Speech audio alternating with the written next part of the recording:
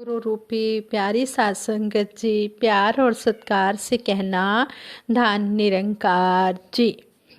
सात संगत जी, एक बार सतगुरु बाबा हरदेव सिंह जी महाराज ने कहा, जब लोग मंसूरी जाते हैं तो बहुत ही खुश होते हैं। इतने सुंदर सुंदर पहाड़ हैं, इतने सुंदर सुंदर दृश्य देखते हैं। सतगुरु बाबा जी ने कहा, दुनियावी लोग सिर्फ दुनियावी चीज़ों तक ही सीमित रह जाते हैं, पर जब आप संत महात्मा मसूरी जाते हो तो इन नज़ारों में कादर को देखकर इसका शुक्रिया अदा करते हो। दुनियावी लोग कह रहे होते हैं कि कितनी सुंदर कुदरत है, लेकिन जो संत महात्मा होते हैं वह कह रहे होते हैं कि हे सच्चे पातशाह, आपने कितनी सुंदर जगह बनाई है, कितने सुंदर पहाड़ बनाए हैं, ये सब आपका किया हुआ है। दुनियावी लोग दुनियावी चीज़ों की ही महिमा गाते हैं, लेकिन संत महात्मा सतगुरु निरंकार का ही शुक्रिया अदा करते हैं, शुक्रगुजार होते हैं। सतगुरु बाबा जी ने कहा, हर गुरसिक का हर पल हर घड़ी यही ध्यान रहता है कि जो भी किया है मेरे इस निरंकार ने किया है। ये सब कुछ इसी निरंकार की ही रचना है और ये खुद रचनहार मेरा सतगुरु है।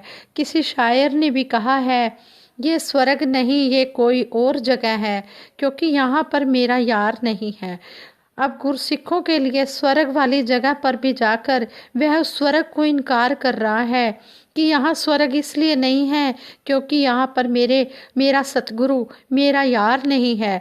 जहाँ पर गुरु की बात ना हो वहाँ पर चाहे लाखों करोड़ों की दौलत भी हो तो वह दौलत आनंद देने वाली नहीं है। गुरसिख की जिंदगी इसी बात पर ही आधारित होती है कि यहाँ पर मेरे सतगुरु के वचन की कहाँ मेरे सतगुरु के वचन की पालना हो रही है, कहाँ पर सतगुरु सत्य के रूप में प्रकट हो रहा है। यहाँ पर कहा जा रहा है, गुरसिख दे भूलना ते हरदम अपने गुरु की कहानी रहे। अगर वह ऐसा कर्म कर रहा है, गुरु की बात कर रहा है, इस बात को कर्म रूप में लाना भी होगा। अगर सिर्फ गुरु की बात करता ही रहे तो सुनने वाला कहता है यह तो बातें ही किए जा रहा है। अगर वह गुरसिख जो भी कह रहा है उसे कर्म रूप में ला रहा है, फिर सुनने वाला कहता है कि यह जो भी कह रहा है सही कह रहा है। बोल मेरे खाली रह जान बोलना, इना बोला नु आ जाए जिंदगी विच तोलना। कहते हैं जैसे एक गंजा आदमी होता है, शॉप बनाकर बैठा होता है और उस सबको कह रहा है कि मैं ऐसी दवाई देता हूँ जिससे बाल लंबे और घने हो जाते हैं, तो लोग कहते हैं तू खुद तो गंजा है और लोगों को कह रहा है मैं ऐसी दवाई देता हूँ जिससे बाल लंबे और घने हो जाते हैं। लोग तो उसे झूठा ही समझेंगे कि वह दवाई तो खुद अमल में क्यों नहीं ला रहा। जिस तरह एक गंजा इंसान बाल उगाने वाली दवाई नहीं बेच सकता, उसी प्रकार वह गुरसिख गुरु की महिमा नहीं गा सकता, गुरु की चर्चा नहीं कर सकता जो कर्म रूप में बात को नहीं ला रहा होता। एक बार परम ममतामयी निरंकारी राजमाता जी ने एक सेवादार बहन को किसी के घर में सास बहू का झगड़ा निपटाने के लिए भेजा। जब वह बहन उनके घर गई और कहने लगे कि आपको ये बातें शोभा नहीं देती, आप तो गुरु वाले हो, आप लड़ाई झगड़ा क्यों करते हो, मुझे राजमाता जी ने भेजा है कि मैं आपको समझा कर आऊँ।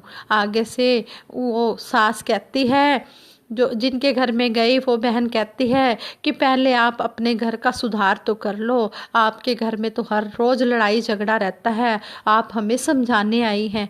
जब उस बहन ने जाकर राजमाता जी को ये बात कही कि उस बहन ने मुझे ऐसे कहा है, तो आगे से राजमाता जी ने कहा कि बिल्कुल पहले अपने घर का सुधार करना है, फिर दूसरों को कहना है। पहले जो भी बात आप बोल रहे हो उसको आपने खुद कर्म रूप में लाना है, फिर दूसरों को करने के लिए कहना है। जैसे एक बार सतगुरु माता सुदीक्षा जी महाराज ने भी हमें एग्जाम्पल देकर समझाया कि एक बहन एक महात्मा जी के पास अपने बेटे को लेकर गई और कहने लगी मेरा बेटा गुड़ बहुत खाता है। तो महात्मा जी ने कहा कि आप एक हफ्ते के बाद आना। तो बहन 1 हफ्ते के बाद फिर गई तो उस महात्मा ने उस बच्चे से कहा, बेटे गुड़ नहीं खाना, गुड़ खाना अच्छी बात नहीं है। तो बहन कहती है कि आप जी ने यही बात कहनी थी तो आप उस दिन कह देते, आपने 1 हफ्ते का टाइम क्यों डाला है। तो आगे से वो महात्मा कहते हैं, क्योंकि उस समय मैं खुद गुड़ खाता था, मैं खुद गुड़ खाता था तो मैं इस बच्चे को कैसे मना कर सकता था। अब मैंने 1 हफ्ते में गुड़ खाना छोड़ा है, अब मैंने खुद गुड़ खाना छोड़ा है तो मैं इस बच्चे को भी कह रहा हूँ कि गुड़ नहीं खाना है। इस तरह हमें सतगुरु समय समय पर समझा रहे हैं कि जो भी बात हम बोल रहे हैं उस बात को हम अमल में लाएंगे, खुद कर्म में करेंगे, फिर हम दूसरों को करने के लिए कह सकते हैं। अगर हम खुद अच्छे नहीं हैं तो हम दूसरों को कह ही नहीं सकते कि आप अच्छे बन जाओ। पहले उसके लिए हमें खुद कर्म रूप में लाकर अच्छा बनना है, महान बनना है, बिल्कुल अंदर बाहर से साफ पवित्र बनना है, तभी हम दूसरों को कह सकते हैं। अगर हम सत्संग में आते हैं, सत्संग की बातों पर अमल करते हैं, फिर हम दूसरों को कह सकते हैं कि आप भी सत्संग में आओ और इन बातों पर अमल कमाओ और सुख पाओ। देखो मैं कितना सुखी हूँ और आप भी सुखी हो जाओगे, तभी हम कह सकते हैं। इस तरह हमें सतगुरु समझा रहे हैं कि गुरसिख जो होता है वो गुरु की बात को अगर मान कर चलता है, कर्म में लाता है, तो वो दूसरों को भी करने के लिए कह सकता है। साथ संगत जी, हम जो भी सतगुरु हमें वचन देते हैं, जो भी हमें आशीर्वाद देते हैं, हमने उस आशीर्वाद पर पूर्ण विश्वास रखना है, तभी हम सुख पा सकते हैं। ऐसे ही एक बॉम्बे के महात्मा अपने विचारों में बता रहे थे, कहते हैं कि मैं महाराष्ट्र के समागम में गया, जनवरी में समागम था, तो कहते हैं कि समागम में गया और हमारी सेवा दल में भी ड्यूटी थी। तो कहते हैं ड्यूटी करने के बाद हम सतगुरु बाबा जी के चरणों में नमस्कार करने के लिए गए। हमें पता लगा कि सतगुरु बाबा जी के चरणों में नमस्कार हो रही है, रात का समय था। तो कहते हैं कि मेरे साथ एक और मेरे जो साथ महात्मा गए हुए थे वो भी जा रहे थे, तो हमने नमस्कार की। तो वो महात्मा रास्ते में मुझे कहते हैं कि मेरे सिर में तो बहुत ज़्यादा दर्द रहती है, मैं सतगुरु बाबा जी से बात करूँगा कि मेरे सिर में बहुत दर्द है। वो महात्मा कहते हैं कि मैंने उनको बहुत समझाया कि सतगुरु अंतर्यामी है, कटकटवासी है, इनको कहने की ज़रूरत नहीं है, लेकिन वो महात्मा नहीं माने। जब चरणों में नमस्कार हो रही थी तो उस महात्मा ने बाबा जी से कहा, बाबा जी मेरे सिर में बहुत दर्द रहती है। बाबा जी ने सिर पर हाथ रख दिया और कहा, अच्छा। जब इतना कहा तो वो महात्मा कहते हैं कि मैंने अपने साथी महात्मा को कह दिया कि आप जी का काम हो गया। अब सतगुरु ने आशीर्वाद दे दिया, अच्छा, तो सतगुरु ने आशीर्वाद दे दिया है, अब आप ठीक हो जाओगे। वो महात्मा कहता है ठीक है। कहते हैं नमस्कार करके फिर हम आके हम लंगर खाने लग गए, लंगर खा के हम सो गए रात को। कहते कि फिर 2 दिन के बाद जब लास्ट दिन था समागम का, कहते हैं उस दिन भी वो महात्मा कहते हैं कि मेरे सिर में फिर बहुत ज़्यादा दर्द हो रही है। तो कहते हैं हमें पता लगा कि जुहू बीच में समुंदर की तरफ सतगुरु बाबा हरदेव सिंह जी महाराज जा रहे हैं घूमने के लिए। जैसे ही हमें पता चला और कुछ महात्मा भी वहाँ जा रहे थे, तो कहते हैं कि हम भी उनके साथ सतगुरु बाबा जी के पास चले गए।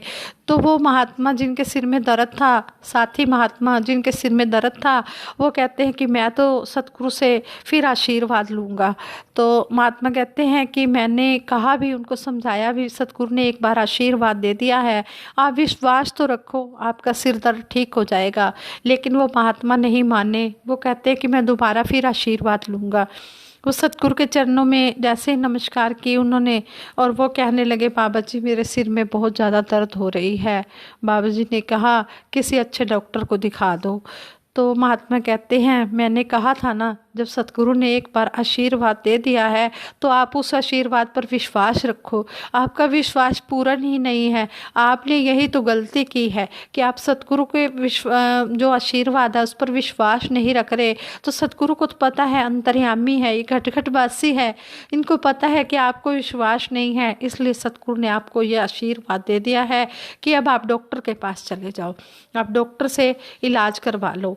तो कहने का भाव यही है कि हम हमें सतगुरु बहुत कुछ देना चाहता है। हम सतगुरु के ऊपर पूर्ण विश्वास रखकर आंखें बंद करके सतगुरु जो भी कह रहा है हम उसको मानते चले जाएंगे तो हमारी ज़िंदगी स्वर्ग बन जाएगी। हमारी ज़िंदगी में किसी चीज़ की भी कमी नहीं आएगी। और अगर हमारा विश्वास अधूरा है तो फिर हमें ज्ञान की समझ नहीं आई, फिर हमारा ज्ञान भी अधूरा है। पूरा सतगुरु है, निरंकार भी पूरा है, साथ संगत भी पूरी है, सतगुरु भी पूरा है, दरबार भी पूरा है। अगर अधूरे हैं तो हम हैं, क्योंकि हम सतगुरु की बात पर विश्वास नहीं कर रहे। किस तरह हमें एग्जाम्पल देकर सतगुरु समझाते हैं, महापुरुष हमें समझाते हैं कि जब नाई के पास बाल कटवाने के लिए महात्मा जाते हैं तो कैसे अपना सिर आगे रख देते हैं, फिर नाई के ऊपर इतना विश्वास करते हैं कि वो हमारे बाल सही काटेगा। लेकिन सतगुरु के ऊपर हम विश्वास क्यों नहीं करते? ये सतगुरु के ऊपर जो विश्वास कर लेता है तो कहते हैं कि उसका बेड़ा पार हो जाता है, उसे जीवन में किसी भी प्रकार की कोई कमी नहीं आती। सतगुरु के ऊपर श्रद्धा विश्वास पूर्ण रूप से रखने से ही जिंदगी संवरनी है और लोक परलोक दोनों सुहेले होने हैं। और कहते हैं कि ये जो हम सतगुरु पर विश्वास में कमी रख जाते हैं तो ये हमारे अंदर कमी है, इसलिए हम विश्वास में कमी रखते हैं। हम सतगुरु निरंकार के आगे यही अरदास करते हैं, सच्चे पातशाह जिस तरह आप जी ने अपने चरणों से हमें जोड़ा है इसी तरह हमें अपने चरणों से जोड़ कर रखना। चरना तो करी ना तू दूर दातिया, रही बख्श दा साडे कसूर दातिया। तेरे चरना च मेरी अरदास माता, सपने विच भी ना डोले मेरा विश्वास माता। उतराइयां चढ़ाइयां कई जिंदगी विच आउंदियां ने, हथ होवे तेरा सिर ते दूरों लंघ जांदियां ने। सच्चे पातशाह जब आप जी का हाथ है तो उतराइयां चढ़ाइयां दुख सुख ये तो ज़िंदगी में आते ही रहते हैं, लेकिन जब आप जी का हाथ होता है तो ये दुख सुख भी महसूस ही नहीं होते। इस तरह सच्चे पातशाह आप जी अपना मेहर भरा हाथ हर एक जीव के ऊपर रखना, सारे संसार के ऊपर रखना। आप जी अपनी स्वली नज़र भी हर एक के ऊपर रखना और सभी का विश्वास आप जी के चरणों पर बना रहे, यही दासी की अरदास है सच्चे पातशाह आप जी के आगे। और दासी सभी के लिए सतगुरु माता जी से यही अरदास करती है, सच्चे पातशाह सबको अपने चरणों से जोड़ के रखना, सबकी अंतिम श्वासों तक तोड़ निभा देना। हाँ संगत जी, दासी सिमरन कराएगी और ये विचार करते हुए दासी के मुख से अगर कोई ऐसा वैसा शब्द निकल गया हो तो दासी को माफ़ कर देना। हाँ संगत जी, सिमरन में सभी ने साथ देना है। तू ही निरंकार मैं तेरी शरण हाँ मैनू बख्श लो। तू ही निरंकार मैं तेरी शरण हाँ मैनू बख्श लो। तू ही निरंकार मैं तेरी शरण हाँ मैनू बख्श लो। बोलिए सतगुरु माता सुदीक्षा सविंदर हरदेव जी महाराज की जय। निरंकारी राज माता गुरु बचन अवतार की जय। साथ संगत जी प्यार से कहना धन निरंकार जी।